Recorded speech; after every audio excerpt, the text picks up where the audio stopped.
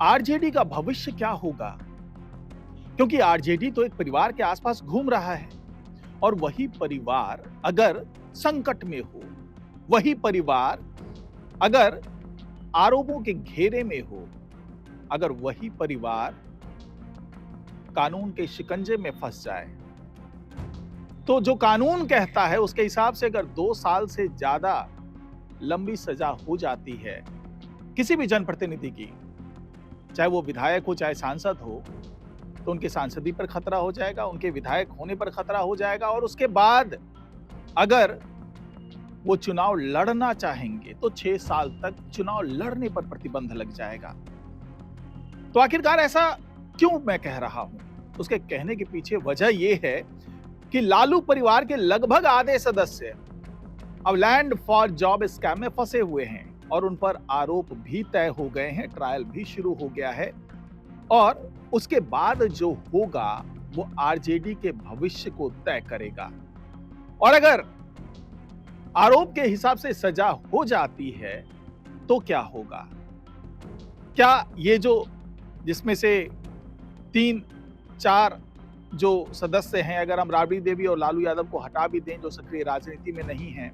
तो मीसा भारती सक्रिय राजनीति में है, तेजस्वी यादव सक्रिय राजनीति में है, तेज प्रताप यादव सक्रिय राजनीति में, तो इनका भविष्य क्या होगा और इनके साथ आरजेडी का भविष्य और जेजेडी का भविष्य कैसे जुड़ा हुआ है, इसी पर चर्चा करेंगे आज के इस वीडियो में। तो इस वीडियो को आखिर तक जरूर देखिएगा। नमस्कार, मैं हूं डॉक्टर सुरजीत सिंह और आप देख रहे हैं वाईबीएन बिहार झारखंड। अगर आपने अभी तक इसे सब्सक्राइब नहीं किया है, सब्सक्राइब कर लीजिए और अगर आपको ये वीडियो अच्छा लगे तो लाइक कीजिए, शेयर कीजिए और कमेंट जरूर कीजिए। तो क्या वाकई लालू यादव का आधा परिवार अब कानून के शिकंजे में आ रहा है? क्योंकि जिस तरीके से राउज एवेन्यू कोर्ट ने आरोप तय किए और ट्रायल शुरू करने की इजाजत दे दी है, अब जल्दी ट्रायल शुरू हो रहा है और ऐसा भी तय कर दिया गया है कि ये ट्रायल लंबा ना चले, मतलब कि कई साल तक ये ट्रायल खींचे ना, बल्कि जल्दी से जल्दी इस पर फैसला आ जाए और इस पर फैसला आने के बाद ये तय हो जाएगा कि जो लालू परिवार है, जो आधे सदस्य इस मामले में फंसे हुए हैं, चाहे लालू यादव खुद की बात कर लें, राबड़ी देवी की बात कर लें, हेमा यादव की बात कर लें, तेजस्वी यादव की बात कर लें, तेज प्रताप यादव की बात कर लें, मीसा भारती की बात कर लें, यानी कुल 6 सदस्य इसमें फंसे हुए हैं और उन पर आरोप भी जो अलग अलग धाराओं के तहत लगे हैं, जो तय किए गए हैं, वही बड़े संगीन धाराएं हैं।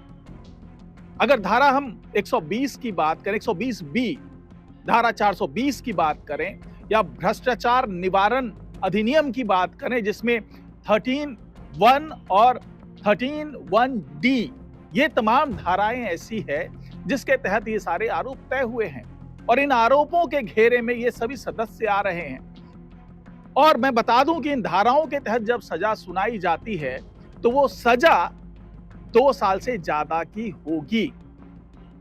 और अगर 2 साल से ज्यादा की सजा हो जाती है तो कानून क्या कहता है?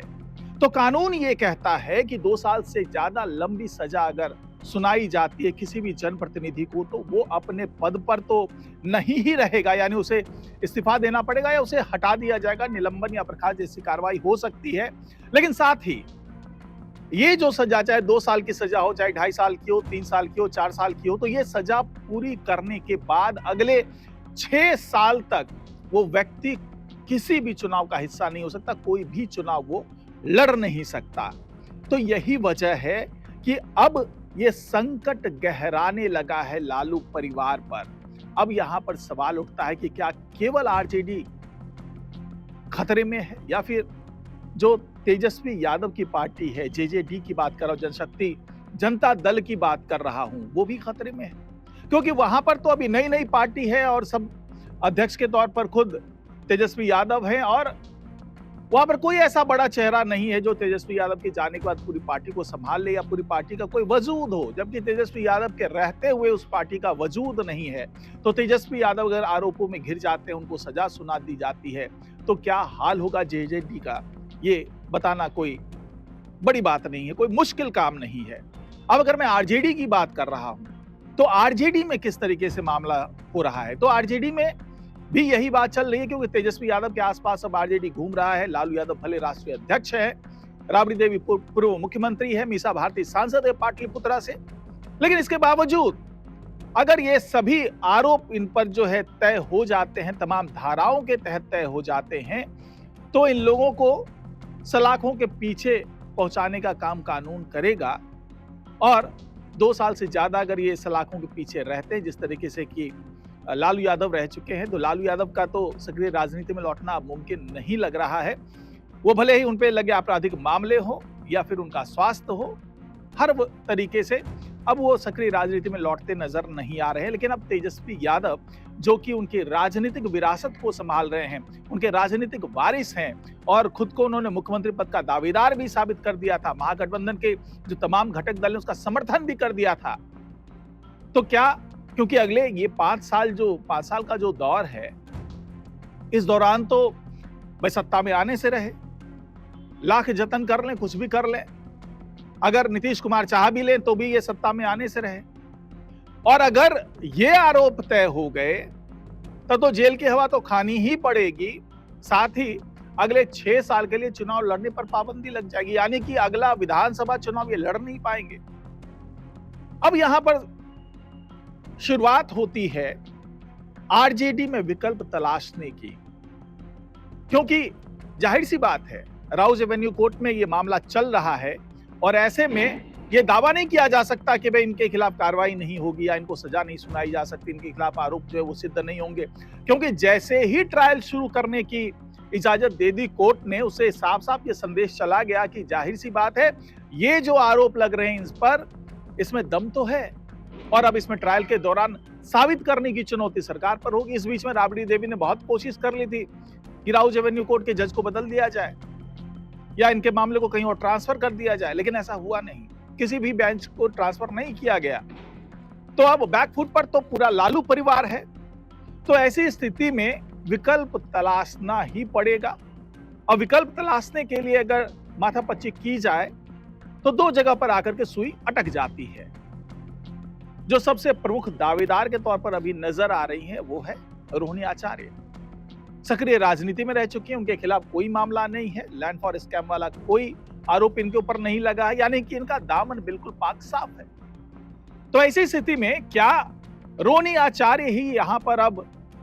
लालू यादव या यूं कहें कि आरजेडी की राजनीतिक विरासत संभालने के लिए आगे आएंगी?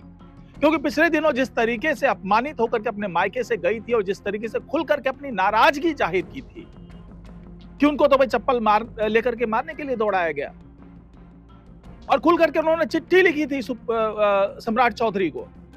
कि क्या मायके में बेटी के सम्मान की रक्षा करने के लिए कोई कानून बनाया जा सकता है। और ऐसी स्थिति में अब जब 4 जो सक्रिय राजनीति में रहे हुए लोग हैं, अगर सबके खिलाफ आरोप तय हो जाता है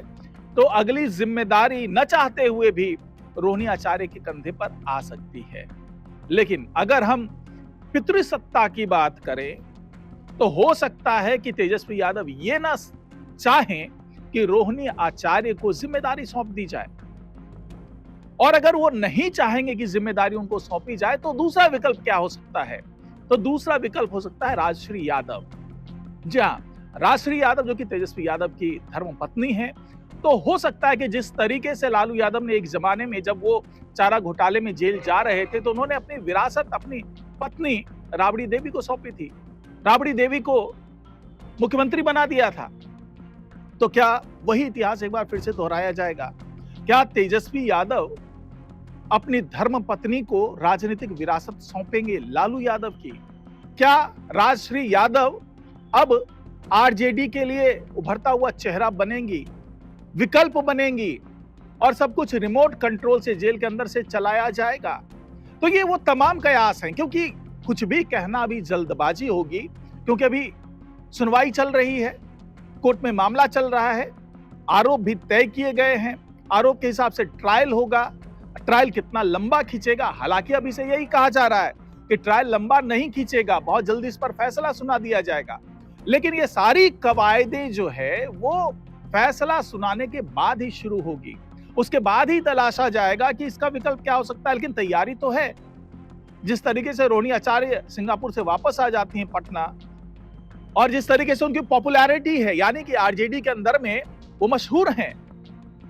जो तमाम कार्यकर्ता है वो भी ऐसा मानते हैं। अगर हम राजश्री यादव